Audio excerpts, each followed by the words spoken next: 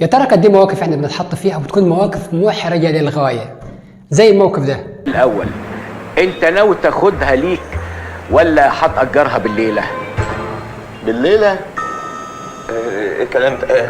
يبقى انت رايح تتكلم على موضوع وتتفاجئ ان اللي قدامك فهمك في حاجه تاني خالص.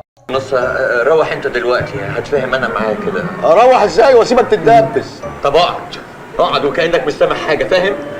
ده احيانا بيبقى يا اما غباء منك يا اما غباء من الاخرين. اكيد طبعا يا غباء منك يا غباء من الاخرين. عشان ما تتحطش في موقف زي ده لازم تدرس كل حاجه بالتفصيل. عن بنتك ساميه والصغيره سلوى. سلوة ايه وسامة ايه؟ انا بتكلم عن الشقق. خليك انسان حكيم ورزين في نفس الوقت، لازم تبقى لامن بكل المواضيع عشان ما تتحطش في مواقف محرجه ويبقى شكلك وحش. مش تقولي في الاول ان البيت كان على ايدي الشمال وانا جاي على الشمال مش وانا جاي على اليمين؟ مين ده؟ ده نص ابن خالتي. نهاركم سعيد.